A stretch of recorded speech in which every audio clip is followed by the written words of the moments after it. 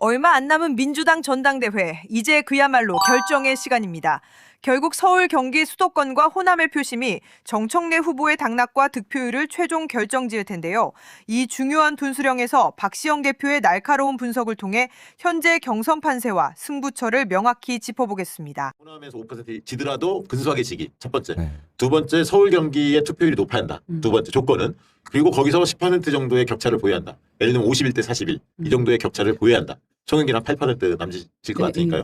그 다음에 여론조사에서 한 3%포인트 정도 정청래 후보가 이긴다면 뉴스토마토 조사를 좀 인용을 하겠습니다. 보시면 전체에서는 여전히 정청래 후보가 43대 29로 상당히 앞섭니다. 전체 뭐 여기는 이제 무당파, 뭐 국민의힘 지지층, 조국혁신당 지지층, 진보당 지지층 다 민주당 지지층뿐만 아니라 다 포함이 돼 있죠. 그리고 민주당 지지층하고 무당파를 하면 49대 39.6 딱 붙어 있어요. 지금 ARS 조사하면 대략 이렇게 거의 앞선이 뒷선이 하고 붙어 있는 조사들이 상당히 많습니다. 여론조사 꽃도 그랬고요. 별 차이 많이 안 나게. 에이스들이 있었진가 거기도 그랬고 지금 여기 뉴스토마토도 그렇고요. 대체적으로는 그렇게 거의 붙어 있다 이렇게 좀 보시면 될 것 같고. 그런데 오늘 흥미로운 건 뭐였냐면 여기 이제 아마 2,000명 조사를 여기가 했던 것 같아요. 2,000명 조사를 몇 명 했나? 여기가 1,033명을 대상으로 조사했구나. 여기서 보시면 호남은 호남 한번 띄워주실래요? 호남은 44대 39로 5%포인트. 5%. 그러니까 지난번에 꽃에서 전화면접 조사에서는 3.6 차이였거든요. 3.6%포인트. ARS는 많이 벌어졌었는데 이 조사에서는 호남에서 상당히 접전이 이루어지고 있다. 이렇게 좀 보여지는데 흥미로운 건 서울이죠. 정청래 45.9, 김민석 36.3, 민주당 지지층 플러스 무당파를 대상으로 이렇게 나온 거고요. 그다음에 이제 경기가 있지 않습니까? 경기. 경기는 인천하고 같이 묶어서 했어요. 뭐 원래 권역 분포를 그 할당을 줄 때 경기하고 인천을 같이 묶거든요. 서울은 따로 하고. 근데 인천은 경기에 비하면 좀 적잖아요. 감안해서 해석하면 되는데 정청래 41, 김민석 29 이렇게 나왔습니다. 그러니까 차이가 크죠. 물론 이제 인천이 들어있다는 걸 감안해야지만 아무튼 인천보다 경기도에 더 벌어질 거 아닙니까? 물론 여기 이제 국민의힘 지지층 다 섞여 있긴 해요. 근데 대체적으로 보면 한 서울 경기에서는 10%포인트 정도 앞서 있는 거 아닌가 대략 그렇게 추정이 좀 되는 느낌입니다. 그래서 역시 수도권에도 강세를 정청래 후보가 띄고 있고 호남에서는 김민석 후보가 좀 앞서 있는 격차는 크진 않지만 그 결과를 좀 볼 수 있었습니다. 전체적으로 본 느낌은 어떻습니까? 저는 저거보다 현장 민심을 좀 더 믿어가지고. 현장 민심 어떻습니까? 일단은 제가 지금 충청 첫날부터 지난주 대구 경북까지 다 갔잖아요.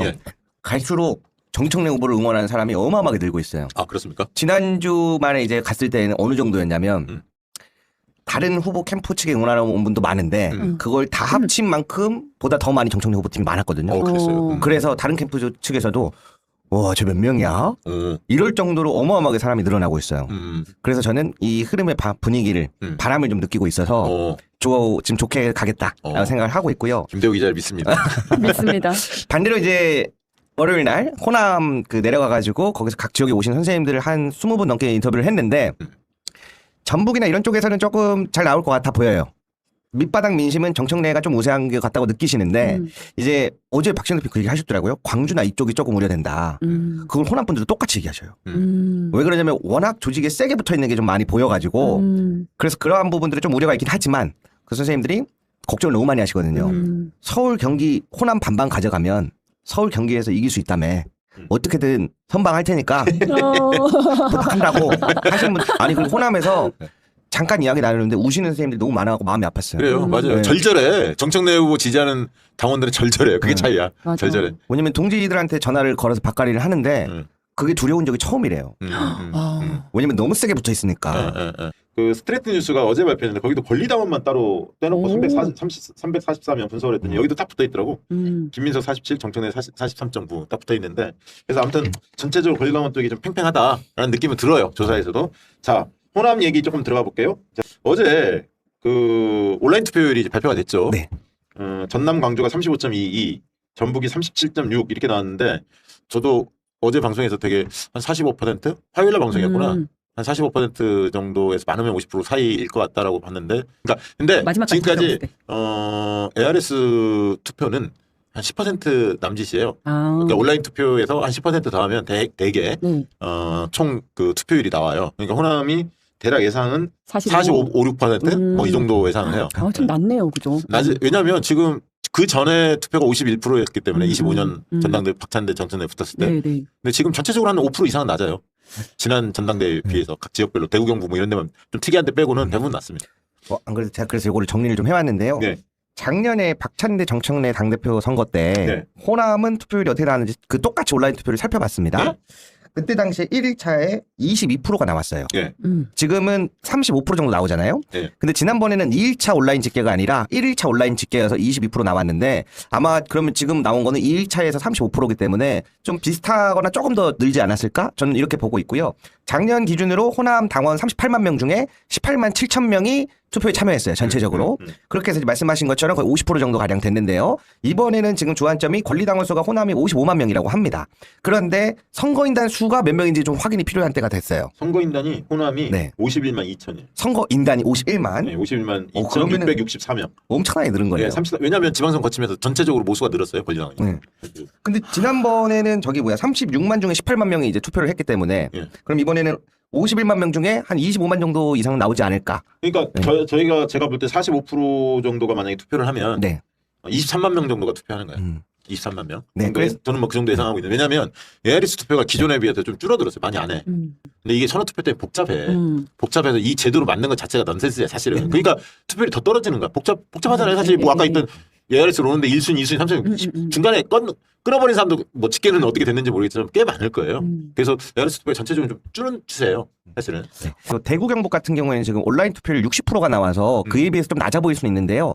대구 경북 같은 경우에는 권리당원 수가 각각 지역당 15,000명인데 선거인단 수는 한 10,000명 정도 안 돼요. 그래서 이제 그 중에서 한 60%라고 하면 한 6,000명 정도라고 보시면 되겠고요. 호남은 인구가 워낙 또 많기 때문에 그에 비해서 조금 더 상대적으로 적어 보일 수 있지만 그래도 엄청나게 많은 표를 차지하고 있다. 투표율이 굉장히 높으면 정청래가 굉장히 좋은 거 아니야? 근데 호남에서는 꼭 그런 건 아닙니다. 서울 경기하고 조금 다르다고 저는 봐요. 그러니까 호남은 바닥에 그냥 넓게 퍼져 있는 것은 김민석 여론이 더 많아요. 아까 지역 발전에 대한 요구 때문에 기대 때문에 메가 프로젝트에 대한 기대 때문에 김민석에 대한 폭넓은 게 꽤 있는데 그런데 투표율이 높다는 얘기는 그런 분들이 스스로 하는 것도 있지만 조직표들이 많이 가동하잖아요. 별 생각 없는 분들 중에 누가 권유하면 이제 찍는 분들도 많이 계시잖아요. 그래서 아주 투표율이 높은 게 꼭 정청래한테 유리할까? 꼭 그렇지는 않았어요. 호남 같은 경우는.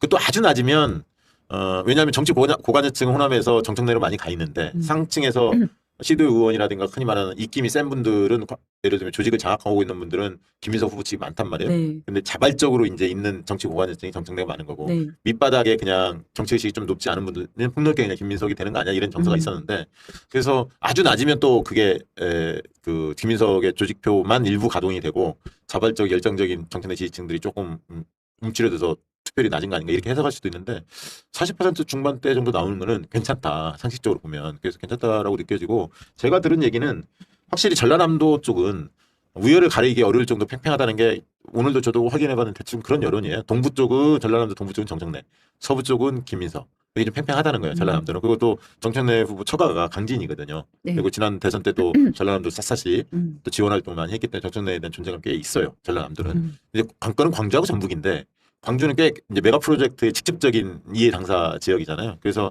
상당히 김민석 후보가 앞서 있다는 게 중론이었는데 최근에 이제 바짝 정청래 후보가 쫓고 있다. 이제 전라북도는 보는 사람마다 너무 전라북도는 판이하게 해석하더라고. 어떤 분들은 팽팽하다라는 분들도 있고 어떤 분들은 김민석 후보가 그래도 뭐 제법 이길 거다. 한 7, 8% 이상은 이렇게 해석하는 분들도 있어요. 그래서 전북은 아무리 봐도 정청래가 우세할 것 같다고 말씀을 주셨거든요. 그런 분들도 꽤 있어요. 있어요. 왜냐면 모태 사회는 보통 우리가 한 명 만날 때 두 분씩 만나는 분이거든요. 표본이 사이즈가 큰 분이에요. 그래서 저는 그분을 믿기로 했고. 그리고 중요한 거는 지난번에 월요일 날 이제 행사가 있었을 때 당원분들의 반응이었어요. 뭐라고 했냐면 행사 빨리 끝내라. 빨리 사람들 만나서 밥 사 먹이고 밥가리기 하게.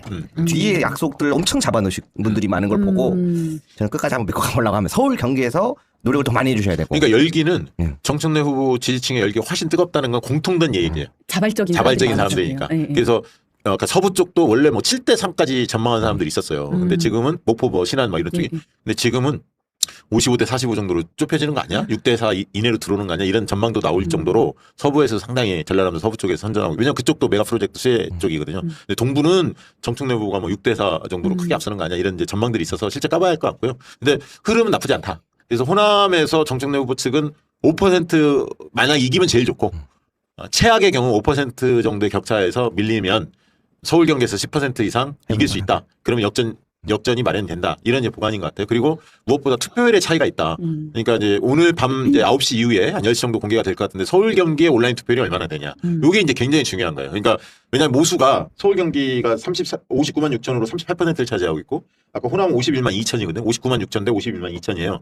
서울 경기가 더 많죠. 38% 대 33%니까. 근데 투표율까지 아까 호남은 한 45% 수준이라면 서울 경기가 55% 이상을 넘어야 돼요. 왜냐하면 서울 경기는 그 전에 지난번 선거 때 60% 투표율을 기록했거든요. 그리고 지금 굉장히 여기는 조직이 막 작동되기보다 자발적인 사람들이잖아요. 서울 경기는 지역 발전에 대한 이해도 없고 쉽게 이야기하면 호남은 절실하지만 그래서 당대표의 뭐 그런 지역 발전과 관계된 이런 건 없거든. 그래서 수도권에 서울 경기 있는 분들의 투표율이 얼마나 높을 거냐. 그러니까 투표율이 높아야 하고 격차를 10% 이상 벌리는 거 여론조사처럼 이렇게 되면 역전의 어떤 토대가 확실히 마련이 되죠. 거기에 이제 또 하나 마지막에 활용 점정은 여론조사 30%잖아요.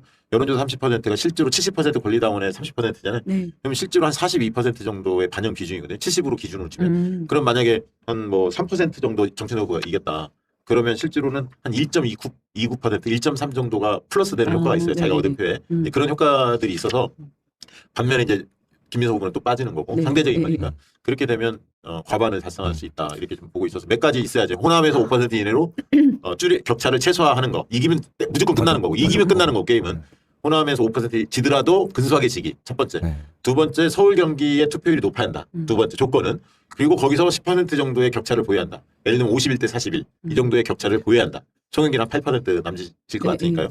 그 다음에 여론조사에서 한 3%포인트 정도 정청래 후보가 이긴다면 역전승한다. 중요한 게 지금 왜냐하면 선호투표에서 참고로 네. 8%의 송영길 예를 들면 득표를 기록했는데 저는 시뮬레이션 할 때 송영길 후보의 2순위 표는 75%는 김민석한테 간다. 25%는 정청래한테 한다. 보수적으로 해석해야 돼. 7대 3은 좀 정청래한테 긍정적인 분들이 해석하는 거고 75대 25 정도로 해석해야 돼. 최소화. 그런 걸 2순위 표를 적용을 다 해야 하니까 그런 거 해봤을 때 아까 그런 조건이다. 그러면 8% 받으면 6% 2% 이렇게 가져가는 거예요? 그렇지. 광주에서 북부의 구의원 정달성이라는 분이 있다면서요? 그래서 오늘 갑자기 제명 처리가 돼서 무슨 일인가 봤더니 이제 이런 공고가 떴어요. 중앙당 선거관리위원회는 선거 부정신고센터에 접수된 정달성 당원의 선거 부정 행위에 대하여 심의한 결과 당규 제4호 당직 선출 규정 제34조 제13호에 해당하는 선거 부정, 대리투표, 피켓 활용 등 행위를 통해 당대표 경선에 출마한 정청래 후보의 지지활동을 수행한 사실이 인정된다고 판단하여 당규 제8호 선거관리위원회 규정 제9조 선거 부정에 대한 제재 제1항 제4호에 의거하여 제명 제소를 의결하고 이를 공고함. 그러니까 엄청 세게 한 건데. 제명 이분이 이제 현직 구의원이에요. 북부의 광주. 근데 이제 정청래 후보를 지지하는 활동을 하다가 어르신들 선호투표나 이런 걸 잘 모르니까 투표 독려하면서 온라인 투표에 대해서 어르신들이 서투니까 그걸 이제 도움을 줬나 봐요. 근데 이제 어떤 분이 제보를 한 것 같고 그래서 이 대리투표 논란이 이제 있었는데 이분이 지금 시당 그 앞에서 농성을 하고 있대요. 지금 제명 처리가 됐는데 그러면서 이제 억울하다고 하는데 왜냐하면 소명 기회를 제대로 주지 않았다. 제보자 이야기만 듣고 제명 처리했다. 그분의 정달성 의원의 주장은 그거고 그러면서 일각에서는 뭐 황명성 의원이라든가 여러 유사한 지금 논란이 됐던 사안들에 대해서는 국회의원들에 대해서 충분한 소명 기회를 주고 판단을 구했는데 그래 기각을 시켰잖아요. 그러면 구의원인데 적어도 소명 기회를 줘야 하는 거 아니냐 이렇게 이제 억울해하는 것 같아요. 근데 관련된 쇼츠가 하나 올라왔던데 한번 좀 보여주시겠습니까? 허위사실 유포에는 무고한용으로 대응하겠습니다. 어머니 오늘 찍은 영상은 요거 허위사실 바로잡고 하는 데서 활용을 해도 되죠? 그럼요. 인터넷을 내가 할 줄 몰라가지고 이것을 좀 가르쳐주려 했는데 그것도 문제가 된다요. 투표 방법은 전혀 문제가 안 돼요. 근데요. 투표를 이제 누가 했냐 이게 이제 투표는 내가 했죠. 그것을 앞에 부분만 악의적으로 쫙 편집해가지고 마치 대리 투표한 것처럼 그래서 막 엄청 돌리고 있는데 이게 문제인 거예요 지금 상황. 제 투표한 게 아니고 내가 한 거지. 그러니까요. 내가 투표는 내가 했지. 가르쳐만 주신 거 아니야. 이제 앞에 필요하다면 내가 증언 때 써줄게요. 아이고 감사합니다. 저거요. 그러니까 인터넷으로 뭐 당에 들어가고 막 이런 거 있잖아요. 이런 걸 잘 몰라서 그걸 이제 정달성 씨 지금 구의원의 주장 그리고 어르신의 답변을 보면 그 부분들을 도와준 것 같고 실제로 누구를 찍었을 때는 이제 한 명, 두 명, 세 명 알아서 찍으십시오 순서대로 뭐 이런 얘기를 알려줬을 거 아닙니까? 근데 어르신 얘기는 투표는 내가 했다 이렇게 얘기하는데 이제 실제로 이제 저분도 증언할 용기가 있다고 하니까 당에서 너무 이건 너무 신속. 다른 사람들은 신속하게 지금 판단을 안 하는데 굉장히 시간을 많이 끌었죠. 여러 의혹들이 지금 굉장히 많았잖아요. 전화 홍보에 대한 불법 홍보 얘기도 있었고 많이 있었는데 이 사안은 이렇게 신속하게 지금 판단하다 보니까 야 이거 당 선관위가 한쪽 편만 드는 거 아니냐 이런 불만이 당연히 터져나올 수밖에 없는 상황입니다. 어떻게 보십니까? 지금 실시간으로 문자가 하나 왔는데요. 네. 그 제명 결정 공고가 16시 36분에 왔나 봅니다. 네. 근데 소명하라는 메일은 17시 14분에 왔다고 지금 문자가 와 있어요. 아. 뭐예요 그러면? 제명 처리를 하고 소명하라는 메일이 온 것 같은데 이거 한번 확인을 좀 해봐야 될 것 같습니다. 그래서 지금 정달성입니다. 금일 8월 13일부터 무기한 단식 농성에 들어갑니다. 투표 방법 안내가 어떻게 대리 투표가 되는지 나는 이렇게 되면 있잖아요. 북부에서 그 아까 있던 오늘 지금 내일 2시까지 투표잖아요. 네네. 많은 사람들이 분노할 것 같은데 오히려 투표 안 했던 분들이 정달성 씨 저 사람들 어르신들은 이해를 할 거거든 많이. 그러지 않겠어요? 그리고 왜냐면 이게 이제 카톡이 왔는데 거기 보면 뭐 이렇게 눌러서 링크 들어가가지고 그다음에 뭐 번호 넣어야 되고 그다음에 자기 이제 확인해야 되고 이런 거 그렇지. 필요하거든요. 주민등록번호 뭐 넣어야잖아 다. 주민번호 넣나? 주민번호 넣어야 그다음에 돼. 이제 주민번호 넣고. 문자로 오는 번호 뭐 이런 그다음에 거 이제 넣어야 그거 되고. 있잖아. 그림 찾기. 뭐 그림 햄버거 찾기. 찾기 뭐 네. 이런 맞아요. 글자 그런 걸 잘 그런 거 모르시거든. 그치. 바나나 뭐 이런 거 그러니까 찾기. 그 앞에를 도와줬던 것 같아. 그렇죠. 정확히는 네. 모르겠지만 네. 그런 거를 좀 도와주신 것 같고 그다음에 이제 후보 떴을 때는 알아서 투표하자 하세요. 이렇게 했을 것 같은데 그러니까 저분 아무튼 저건 말씀하신 조사를 것 같아요. 소명 기회를 듣고 판단했는데 지금 다른 걸 다 떠나서 저렇게 긴급을 요하는 일이었냐 이거지. 소명 기회는 충분히 들어보고 증인도 있었을 테니까 제보자 얘기만 들은 거 아니냐라는 게 정달성 정치인의 지금 주장인 부위원의 것 같아요. 주장이야. 그러니까 이제 당에서 충분히 들었는지를 모르겠어요. 한쪽 이야기만 지금 반영된 건지 저희도 정확히는 모르겠지만 좀 이례적이긴 합니다. 그동안에 선관위에 적극적으로 안 나섰잖아. 솔직히 저희가 이해식 의원실 그 건도 이야기를 했습니다만 어떻게 처리됐는지 모르겠어요. 뭐 나섰다는 얘기를 저는 못 들었거든요. 저는 지금 보면 뭐 정치 지망생, 구의원, 시의원, 현직 도지사, 전 시장 전부 다 지금 가동되고 있거든요. 그 당원 명부가 제가 보니까 지금 민주당 내에서 전체 다 돌아다니고 있는 것 같은 느낌이에요. 그래가지고 너도 나도 막 지금 어제도 뭐 9074인가요? 4885 너지처럼 막 사람들이 다 받은 거예요. 근데 이거 문제가 좀 심각한 게 그 지역이 아닌데도 오는 분들이 맞아요. 있고요. 네네. 당원이 아닌데도 오는 분들이 있어요. 그래서 이걸로 지금 개인정보 유출로 시비가 붙는데 그러면 이게 나중에 또 고발로 들어가면 되게 골치 아파지는 상황이 오거든요. 그래서 저는 이거를 선관위가 빨리 끊어냈어야 됐다. 근데 오히려 이거를 저는 냅뒀다고 봐요. 그게 문제를 더 키울 거라고 보고 반대로 지금 정청래 후보 쪽과 관련된 거는 바로 그냥 조치를 취하잖아요. 이거 문제가 대단히 심각하다고 봅니다. 왜 이렇게까지 하나 하는 게 첫 번째고 두 번째로는 지금도 채팅창에도 많이 올라오는데 대단히 쉬워 보여도 어르신들한테 어려워요. 어렵죠. 카톡 같은 경우에도 진짜 이게 안 쓰시는 분들도 많을 정도로 어려워요. 아 그리고 선언투표 제도를 네, 도입한 그렇죠. 것 자체가 코미디라니까 어려워서 그런가. 저도 지금 보면은 받는 전화는 뭐고요, 거는 전화는 뭐고요, 내일 국민 여론조사는 어떻게 오고요. 사람들이 헷갈린단 말이에요. 헷갈려. 본인들이 이거를 사람들한테 쉽게 해주고 쉽게 설명을 해줘야 되는 그 역할을 안 한 거예요. 그래서 저는 압도적으로 이겼으면 좋겠습니다. 자꾸 이렇게 가면 안 될 것 같아요. 자, 우리 한번 저기 댓글 한번 소개를 해줄까요? 그거 댓글에도 답변을 할 것들이 막 생기니까. 네, 멤버십. 네, 천상님, 이바다님 감사합니다. 슈퍼챗 보내주신 분들 많이 보내주셨는데요. 효1192님 감사드리고요. 캠커님, 국민 여론조사에서 압승합시다. 끝까지 박가리 합시다. 박시영 대표님, 이재현 위원장님, 이대호 기자님 응원합니다 하셨고요. 으뜸이님, 너무나 기울어진 운동장에서 시작했지만 바람을 넘어 돌풍을 일으킨 정대포가 승리할 거예요. 우리 며칠만 더 열심히 밭을 갈고 817 기쁨의 함성을 질러요. 오늘 광주 정달성 시의원을 불법 대리 투표라는 명목으로 제재한 선관위의 차별적 행태에 분노가 치미네요 하셨고요. 진짜 저거는 약간 어떤 느낌이냐면 정청래 후보를 지지하는 사람들의 지금 뭐 선거 얼마 안 남았지만 위축시키려고 하는 거 아닌가 그런 의심도 드는 대목이거든요. 왜냐하면 모든 걸 다 이렇게 신속하게 처리했으면 뭐 다 수긍할 텐데 소몇 개도 안 줬지.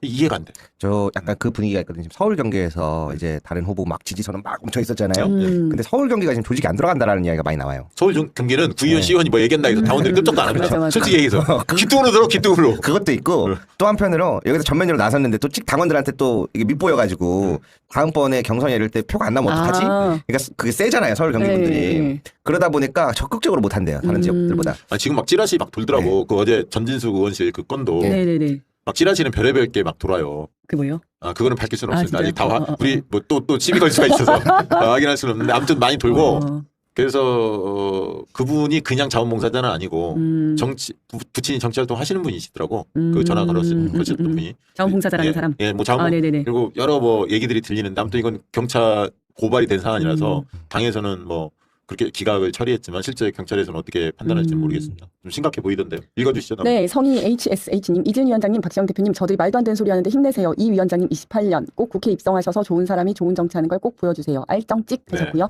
박종수님, 민주화 성지 광주를 반도체 공장으로 겁박하는 김민석을 용서할 수 없습니다라고 하셨고요. 무아리님, 당 홈피는 응답센터는 먹통이고 블루웨이브는 폐쇄되고 그런가요? 네. 소통하겠다는 민주당은 없습니다. 어디로 소통하겠다는 건지 너무 투명해서 뼈까지 다 보일 것 같아요. 정 후보님이 꼭 당선되어야 한다고 봅니다. 입당 전부터 예전부터 지지하던 민주당 이 모양일 줄이야라고 하셨습니다. 쉽지 않은 길. 구조적 다수를 왜 말하나 했더니 국힘하고 골프 쳐서 국회의원들하고 좀 꼴찌게 드러났잖아요. 대통령께서 뭐 김태호, 뭐 박덕금, 주호영 뭐 이런 사람들 있죠. 주호영 국회 부의회장. 그래서 분권형 개헌 분권형, 가르치고 내각제 제 해가 좀 짧아. 아니야. 자 내각제를 중임제 하려고 얘기했죠. 했더니 개헌 얘기는 했고요. 분권형 네. 개헌. 진짜 미쳤네요. 저희는 이제 반명이 될지도 모르겠습니다. 정청래와 발맞추면 다시 지지하려고 했는데 이제는 그 마음도 떠나고 있어요. 네. 떠나시면 안 돼요. 네. 떠나시면 안 내각제 돼. 쉽지 않습니다. 내각제 안 되고. 아니 그리고 그 내각제 얘기는 안 나왔었죠. 안 나왔죠. 내각제 분권형 아니고. 개헌은 나왔죠. 그러니까 그 대통령 권한 연임. 내리고 연임 연임. 얘기하고 개헌하면 그런 연임 조항, 사전 중임제, 음. 그다음에 뭐 대통령 권력을 좀 분권화하는 거, 그 얘기는 늘 있었던 거니까. 맞아요. 그 전부터 그런데, 계속 있었던 거고. 뭐. 내각제까지 가지는 않았습니다. 네. 근데 이제 여러 가지 의심이 있다 보니까 자꾸 저런 음. 눈으로 바라보시는 것 같아요. 근데 국회에서도 비슷한 이야기들이 많이 나옵니다. 네. 왜냐면 조정식 의장이 그때 연임 발언을 했을 때 네, 그게 네. 실수였다면 바로 세게 잡았어야 되는데 그러한 아니란 인식들이 있는 거 아닌가 그런 우려들이 실제로 있다라고 저는 보고 있고요. 네. 다음 조홍록님이 전북 50대 남입니다. 주변 어르신들이 선호투표제로 바뀌면서 투표가 어려워 포기하시는 분들도 그렇다니까 많아요. 내가 그 얘기하잖아. 맞아. 그러네요. 그래서 ARS 투표가 쉽지 않아. ARS 아까 온라인 투표도 쉽지 않지. 네. ARS 투표도 쉽지 않고 여론조사도 쉽지 않다니까. 여론조사도 1, 2, 3, 4, 1 눌러야 돼. 쉬운 게 아니야 지금. 친절하게 설명하고 또 설명해줘야 된다. 자, 그 다음에 우리 현장님 박시영TV 든든합니다. 이진 위원장님, 김대우 위원장님 감사합니다. 적어주셨고요. 좋은데이님께서 이진 위원장님, 김현우 의원이 장르만에 나와 박시영TV의 이재명 사진 조작 관련 징계 가능성을 언급하는데 이거 심각한 문제인 듯합니다. 심지어 가짜뉴스법 저촉까지 언급하던데 화가 나네요. 이게 제가 알던 민주당 맞습니까? 라고 또 남겨주셨고요. 판판님께서 너무 편파적인 제재 아닙니까? 말이 됩니까? 이게 남겨주셨습니다. 아우딘티아님이 말이 아닌 행동으로, 주장이 아닌 증명으로, 무력이 아닌 지혜로, 정복이 아닌 회복으로, 파괴가 아니라 재건으로 새 질서를 구축해야 할 수 있는 사람은 팀 정청래뿐이다 라고 남겨주셨고요. 판판님께서 대표님 당선된 후에 선거 부정 관련된 인간들 다 처벌해야 합니다. 진짜로 남겨주셨습니다. HNJ님께서 너무 화가 납니다. 이런 편파적인 방법으로 하면 우리 당원들이 인정하겠습니까? 그 구의원은 무언 잘못인가요? 다른 쪽은 더한 것도 하면서 라고 남겨주셨고요. 지나가는 꼬맹이님께서 해외에 잠시 파견 나와 있는데 해외에서 투표를 하려고 하면은 페이지 접속으로 에러 페이지를 표시합니다. 해외에서 투표를 못하게 막아놓은 것은 투표권 행사를 방해하는 것이라 생각합니다. 이것도 고쳐야 한다고 생각해요. 제가 아는 분은 또 했는데. 근데 다른 분도 저번에 보니까 올라오더라고. 해외인데 투표가 안 된다. 그래요. 온라인 네. 투표 하신 분 있긴 있었는데. 그리고 좀 확인이 좀 필요할 것 같습니다. 자, 그 다음에 우리 SIWONPA 팡팡님, 네, 감사하고요. 현청님, 내각제 좋아하던 사람 치고 남아있는 사람 없습니다. 이제 얼마 안 남았네요. 힘냅시다. 이분 닉네임이 좀 업그레이드 되셨습니다. 개돌은 김박박디라라님. 내가 진짜 소장에 융털나고 투표를 이따위로 하는 정당 선관이랑 자꾸 친정에 찾아와서 감나라 배나라 하는 대통령은 처음 봅니다. 이 녀석들아. 좀 약간 좀 정신을 차렸으면 좋겠다. 순서를 남겨주신 것 같고요. 루시아빠님, 이재명 대통령이 국무회의에서 최민희 의원님 양자 발언 조롱한 건 안 다룹니까? 심각하던데요? 라고 남겨주셨습니다. 그것도 있다고 하더라고요. 네. 못 들었네. 우리 02928님께서 개업날 국회의사당 가서 군인들하고 몸싸움하고 이후에 집회 나가서 이재명 대통령 만들었다고 생각했는데 너무 참담하네요. 제가 지지했던 민주당이 어찌 이 지경까지 되었는지 씁쓸합니다. 남겨주셨고요. 선배님께서 정청래 대표님 보면은 마음이 너무 아파 죽겠네요. 남겨주셨습니다. 진짜 그 기적처럼 왔다고 봐요. 정말 어려운 상황에서 여기까지 온 것도 사실은 저는 뭐 정당 역사에서 오래오래 기록이 될 정도고 끝이 더 좋았으면 좋겠습니다. 며칠 안 남았는데 힘을 좀 냈으면 좋겠고요. 정청래 당대표 1년의 업적을 정리한 웹자보가 또 화제가 된다고 하는데요. 어떤 내용들이 담겨 있는지 한번 좀 띄워주시겠습니까? 한번. 네. 네. 1년의 업적, 말이 아닌 실천. 요즘 눈이 잘 안 보여가지고. 제가 이거 자체가 감사합니다. 아이고. 네, 1번 법 왜곡죄 처리. 그렇죠. 법 왜곡죄 처리. 저거는 국힘에서 엄청나게 반대했는데도 불구하고 어쨌든 사법 정의를 바로 세우는 역사적인 첫걸음이었죠. 1인 1표제. 저도 한 번은 또 약간 좌절됐다가 두 번째 됐죠. 맞아요. 1인 1표제. 저 정말 권리당원들이 원하던 거잖아요. 그리고 세 번째, 민주당 경선제도 확립. 공정하고 투명한 경선. 그러니까 경선 원칙을 세웠죠. 경선 원칙. 전략 지역은 최소화하고. 그렇죠. 네. 모든 지역 컷오프 없이. 컷오프 없이. 예. 대법관 증언법 처리. 저것도 얼마나 힘들었어요. 그렇게 반대하고 했는데 결국은 했고. 1차, 2차, 3차 상법 개정 처리. 그러고 보면 저거 진짜 순식간에 다 했어요. 그죠? 네. 1차, 2차, 3차까지. 근데 막 정부 무슨 도움을 안 준다고 너무해요. 네, 방미통일법 처리. 네, 방송통신의 독립성과 공공성 강화를 위한 제도. 정보통신망 징벌법 개정 처리. 거의 약이죠. 네, 저거를 이제 저에게 하겠다고 이렇게 얘기를 하고 있죠. 그 방송법 개정, 언론 자유의 방송의 공정성을 지키는 개혁, 네, 방송법 개정, 그리고 양자 지원법 처리, 미래산업 선점을 위한 국가 경영력 안 보이네. 예, 정보 AI 기본법 처리. 네. 인공지능 시대 대한민국의 미래 설계. 그리고 저는 또 근데 저 일단 사진이 좋다. 사진 나는 잘 나왔네. 저 사진이 마음에 드는데요. 잘 나왔네요. 제일 이렇게 좀 듬직하고 신뢰감이 확 느껴지는 사진 같지 않아요? 첫 줄이 국민이 바라는이잖아요. 저는 솔직히 어떤 생각하냐면 많은 선생님들이 어르신분들이 특히나 이재명 정부와 좀 발을 잘 맞추려면 김민석 후보가 낫지 않아 이렇게 생각하시는 분들이 생각보다 있더라고요. 근데 제가 보는 입장에선 요 근래 보면은 이재명 대통령이랑 맞출 사람이 차고 넘쳐요. 네. 너무 많을 정도야. 네. 그래서 저는 반대로 국민들의 여론을 수렴해줄 사람이 지금은 더 필요할 때다라고 생각하는데 거기에 가장 적합하지 않을까?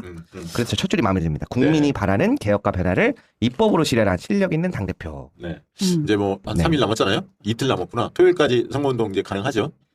네. 그리고 예, 말씀하세요. 그래서 최대한 뛰고, 음. 최대한 열심히 뛰고, 그 다음에는 이제 결과가 나오면 하나 돼야 할 텐데 좀 걱정은 당의 단합이 잘 될까 그런 게 조금 걱정은 됩니다. 전당대 이후에 과제도 만만치 않을 것 같긴 한데. 저는 사실은 이제 정청래 대표가 되면 음. 조금 통합이 더 쉬울 거라고 사실은 생각을 해요. 네. 왜냐면 이제 본인은 지금 분열되어 있는 것이 문제다. 대통령 지지율이 떨어지고 있는 것도 핵심 코어 지지층의 지지율이 지금 그 마음이 식어서 그렇다라고 이제 그 부분을 인식을 하고 계시잖아요. 네. 그래서 이거 통합하려면 어떻게 해야 되냐라고 물어보면 정말 이쪽 뉴 이재명하고 그다음에 이쪽에 있는 정통 코어 지지층하고 다 같이 모여서 무슨 뭐 한풀이라도 하고 싶다 이런 얘기도 하고 어쨌든 여기에 대해서 되게 중요하게 생각을 하고 있어요. 근데 다른 후보들은 별로 이거를 중요하게 생각하지 않는다는 생각이 들고 그리고 정청래 후보는 이렇게 계속해서 통합을 해야 된다라고 계속 생각을 하고 있기 때문에 그렇게 주장하는 후보는 이제 당대표가 되면 통합을 하려고 하겠죠. 근데 어떤 분은 이렇게 분열이 돼 있다라고 얘기하고 뭐 너는 반명이다. 뭐 반명이다 이렇게 얘기를 하고 그다음에 정말 우리 대표님한테 그랬잖아요. 여기 박시영 같은 경우는 곡학 아세 진보 파리에 어쩌고 저쩌고 해서 뭐 없어져야 된다 약간 이렇게 얘기를 했는데 그럼 계속 빼내겠다는 거잖아요. 계속 그렇게 잘라내면 이게 어떻게 통합이 될 수 있겠어요. 선거 전략으로 활용하는 거죠. 그렇겠죠. 예. 네. 근데 지금 누가 이기든 간에 초박빙 승부로 결론 날 가능성이 높잖아요. 지금 네, 상황을 네. 보면. 그래서 이렇게 껴안지 않으면 이재명 정권이 유지되기 어렵습니다. 그러니까 어떤 형태든 간에 지지층의 갈등을 완화하려고 어떤 분이 되더라도 노력을 해야 돼요. 네. 그렇지 않으면 진짜 큰일 납니다.